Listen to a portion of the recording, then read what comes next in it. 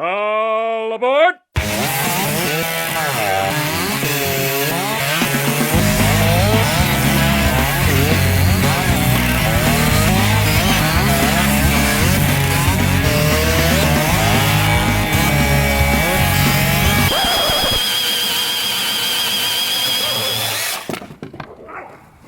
Hello and welcome to another episode of the Woodsman Wack-Off, the series that puts two woodsmen face to face to see which competitor can whack off their log the fastest. Let's check out our competitors. First up is the Jonsered 2171 Cutter's Edge.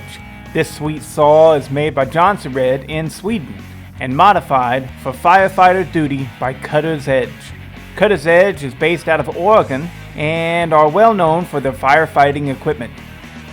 On this saw, the original bullet chain and bar setup has been removed and replaced with a standard bar and chain. Cutter's Edge outfits these saws with a high-flow air filter system. But to my knowledge, that is the extent of the performance modifications. It is still just an old-school 372 XP design in Jonsered colors with an 8-pin sprocket. The Challenger is a Jonsered 2172. This is an X-Torque saw that has been lightly modified in an effort to showcase the idea that with simple mods that most competitive woodsmen could do, you could make your X-Torque saw run as good as the old school versions. The modifications are as follows. It has a highway Titanical 372 X-Torque cylinder, mildly ported for better flow, but without changing any of the port timing. This is just simply opening it up so that it would flow a little bit better. Most people don't feel comfortable changing the port timing. It has a pop-up style piston, and with a base gasket delete, they give this saw 175 pounds of compression. The Cutter's Edge saw only has about 160 pounds of compression. Both the intake and air filter manifolds have been opened up for better airflow. And finally, a modified muffler so that the exhaust gases can easily escape. For our woodsman, we welcome back Soft Hand Steve. Soft Hand Steve enjoys long walks on the beach and gives great foot massages. Oh my gosh. Jeez, this guy. Yep, he's in sales and marketing. Then we have the polar opposite, the Benford Bad Boy. This stallion has never in his life washed his hands before lunch. He just gives them a good wipe down on the front of his pants, like a real man should.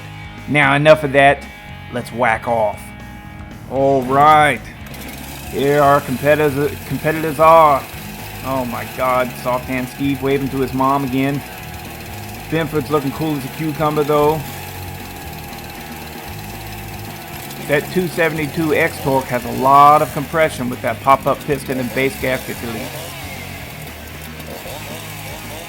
All right, we're getting them warmed up and we're ready to go. Here comes the smooth glide down the shaft. This is a test of RPMs. Torque is not really involved because each competitor is just pushing hard enough to get it to go down the shaft. And of course, the 2171 wins handily. Now we're going to do the tug up. Torque does come into play a little bit here, but not nearly as much as the vice grip that you'll see later on. Yeah, it looks like that 2171 is just walking off with the show. And here comes the vice grip. Both competitors will dig in their dogs nicely. And boy, that 2171 Cutter's Edge just digs away, doesn't it? God, that's a beautiful saw. The 2172 is no slouch for sure, but it just can't compete even with the modifications. Oh, look at that. Both of the competitors, both of the woodsmen showing off a little bit. Alright, so, anyways.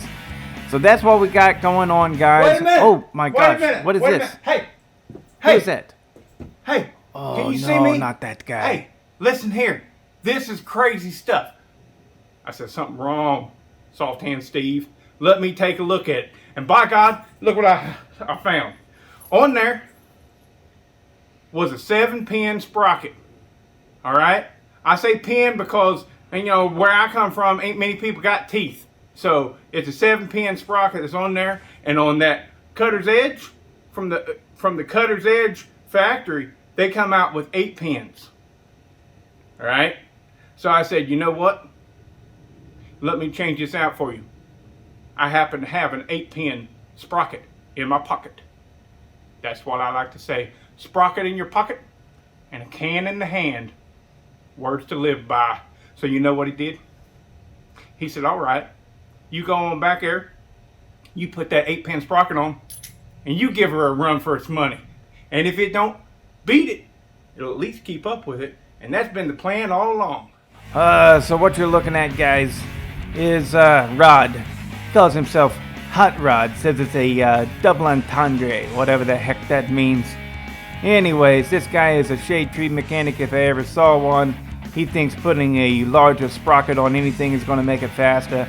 And, you know, maybe he's right. We'll see. Hopefully this is the last time we see this guy, because I think he's definitely a jerk-off.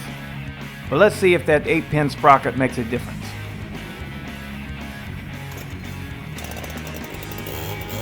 Both competitors are going to fire up the machines, get them nice and warm.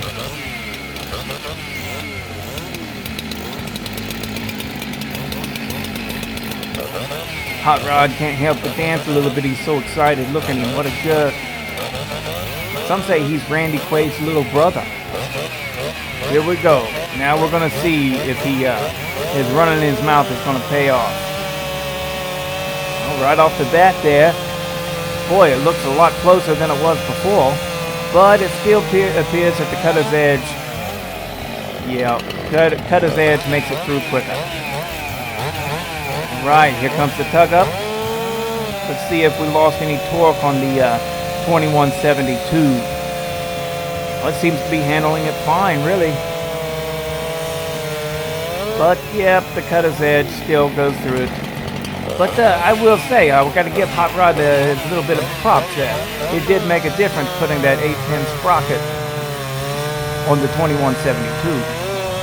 Here we go with the vice grip. Both competitors are locked in, getting a nice tight tug. Boom. All right. Same results. Calm down, guy. Same results, but clearly the winner is still the Jonsered 2171 Cutter's Edge. I hope you all enjoyed this episode of the Woodsman Wack-Off. Please like and subscribe, because we do these shows once a week. A new chainsaw, or new competitors matching up against each other to see who can whack off the fastest. Okay, y'all, so what have we learned here? I figured I'd go ahead and do a little video at the end of this video to tell you I know everything that you're already going to say. Wouldn't it have been nice if the high flow air filter from the cutter's edge had been put on the X-Torque saw? Yeah, it would have been nice to have that. But I ran out of I ran out of oak. So, but at this point, it's just like, it's so obvious what thousands of people out there know, hundreds of thousands probably. They already knew it before I even went on this journey. And that is the X-Torque cylinder is just not as good. It is not as good. So let's say I actually did a run with the X-Torque saw and I had the high flow air filter on there. Okay, let's say it ties. That's probably the best outcome. I don't know if it would even tie, honestly. Because the flat out fact of the matter is the non-X-Torque is literally that much better. Bump the compression up on the X-Torque up to 175. The cutter's edge only has 160, maybe not even quite that much, you know. It's just a stock old school 372 XP is all it is. With a nice high flow air filter. But if you, let's say you did go and say, well, if you put that high flow air filter on the X-Torque saw, then it would have beaten it or maybe tied it. And you may be right. I personally think I own both saws. They're both fantastic saws. They really are. But whenever it comes down to it, the fucking meat and potatoes, guys, is that the X-Torque saws just are not as good. That's it. You could do a full port and polish on one to get it up to the standards or possibly beat the non-X-Torque saw. But just getting a non-X-Torque saw. But this was all an experiment for me. I wanted to see if with basic little touches here and there, if it would be as good as the old school. And it's not. The old school is the old school, and the old school is better. And that's that. There is something else. Oh, yeah. But let's say the high flow air filter did beat. And like if I put that on the X-Torque saw and it beat the cutter's edge, well, then you got to go, well, the cutter's edge still has a stock muffler. It's got a stock clogged up muffler. The X-Torque has a muffler mod. It's got a nice open flow setup. It's just not as good. That's it. It's like comparing my Jonsered 2153, which has the 346 XP closed port cylinder. It's like comparing that to my Redmax 5300, which is the same saw. It just has an open port cylinder. It's like that comparison. The X-Torques just plain and simply don't cut the mustard.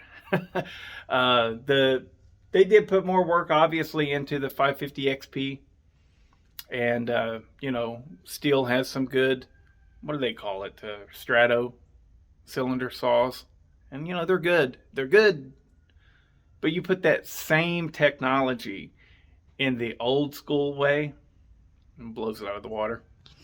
Anyways, there you go. Hope you enjoyed this week's Woodsman Wack-Off. Later, guys.